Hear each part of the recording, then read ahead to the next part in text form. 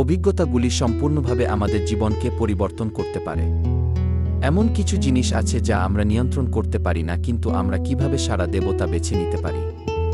এই ধরনের অভিজ্ঞতা থেকে আমরা শক্তিশালী বা দুর্বল হয়ে উঠতে পারি। এটি দুই যমজ ভাই আব্দুল এবং মোস্তফার গল্প,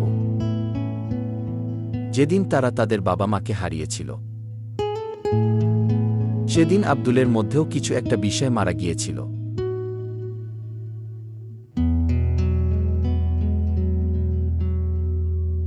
তারপরেও মোস্তফা সবসময় তার ভাইকে সাহায্য করতে চেয়েছিলেন। সময় চলে গেল, কিন্তু আব্দুল তার দুঃখকে চলে যেতে দেয়নি। সে ভুলতে পারেনি এবং ক্ষমা করতে পারেনি। অন্যদিকে মোস্তফা ভিন্নভাবে উন্নতি করছিল। মোস্তফা এমন একটি ব্যবসা শেখার স্বপ্ন দেখেছিল যাতে সে অন্য লোকদের সাহায্য করতে পারে। মোস্তফা তার ভবিষ্যৎ নিয়ে কাজ করেছিল। আব্দুলের হৃদয় কিছুই বদলায়নি। সে অতীতেই পড়েছিল, তার হৃদয়ে পাথর হয়ে গিয়েছিল, তার দুঃখ ধাপে ধাপে ঘৃণাতে পরিণত হয়েছিল।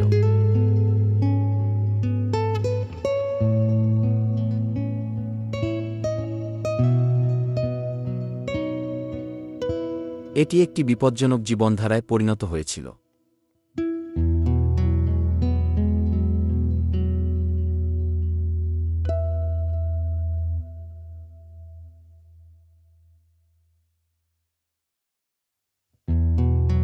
সে এখনও একজন বদরাগী মানুষ।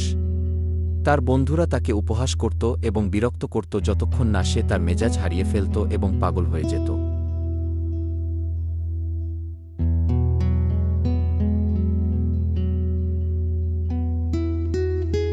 যখন আব্দুল বুঝতে পারে যে সে কি করেছে, সে সম্পূর্ণ বিভ্রান্তি ও ভয়ে মোস্তফার অ্যাপার্টমেন্টে ছুটে যায়।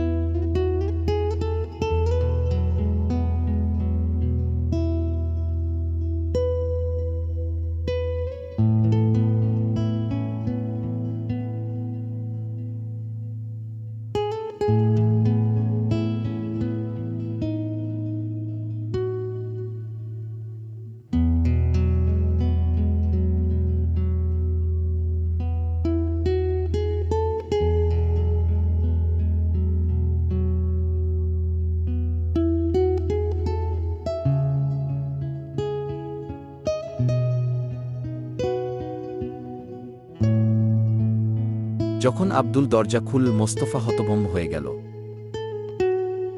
সে তার ভাইকে নিদারুণ বেপরোয়া অবস্থায় দেখে, কিন্তু সে তাকে অভিযুক্ত করে না। সে তাকে সাহায্য করতে চায়।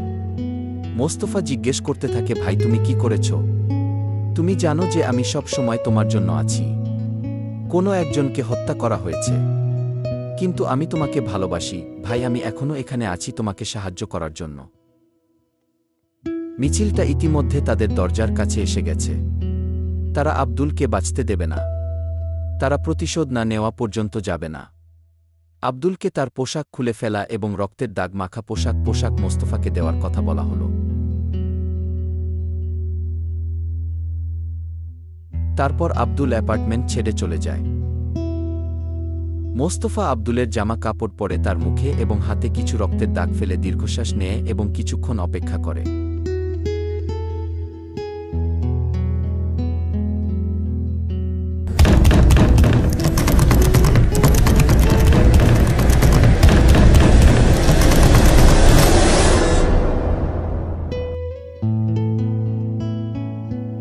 পরে আব্দুল তার ভাইকে দেখতে ফিরে আসে।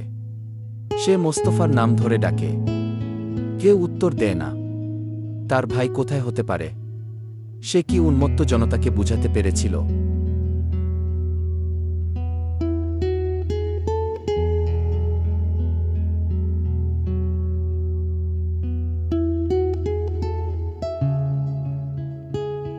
অবশেষে সে তার চাচা করিমকে ফোন করে।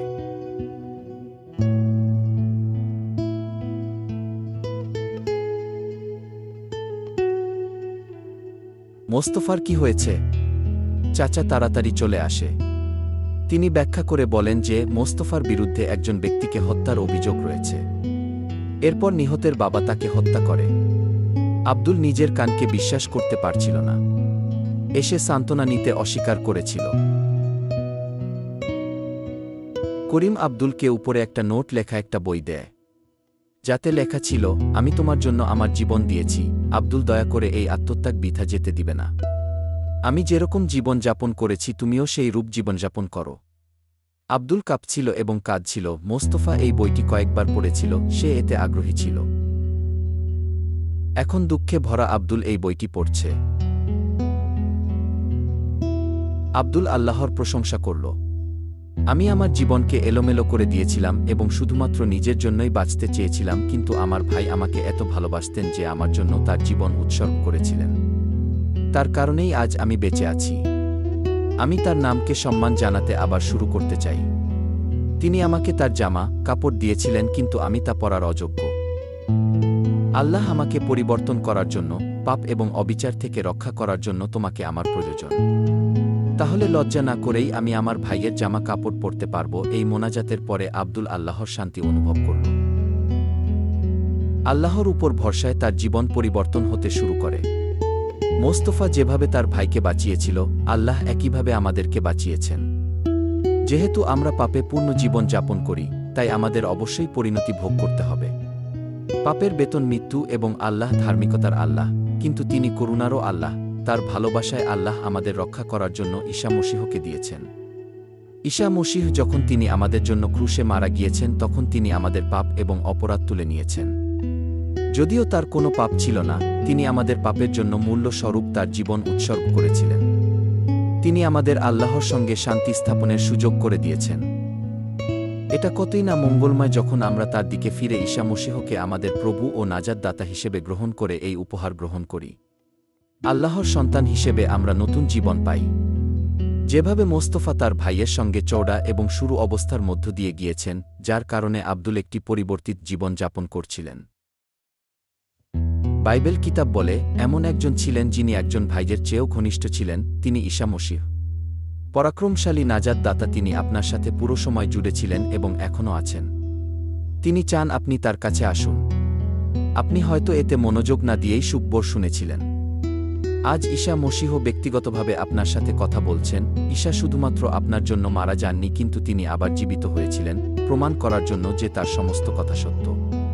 ঠিক যেভাবে আব্দুলের জায়গায় মোস্তফা মারা গিয়েছিল, তেমনি ঈসা ও আপনার জন্য মারা গিয়েছেন। তিনি আপনার সমস্ত পাপের ঋণ পরিশোধ করার জন্য মারা গিয়েছেন। তিনি আপনাকে এমন একটি জীবন যাপন করার জন্য শক্তি দিয়ে সজ্জিত করতে চান যা আল্লাহকে খুশি করবে। তিনি চান যেন আপনি আপনার জীবন তাকে দিয়ে দিতে পারেন। তিনি আপনাকে আব্দুলের মতো আপনার পুরনো জীবন থেকে দূরে সরে যেতে সাহায্য করবেন।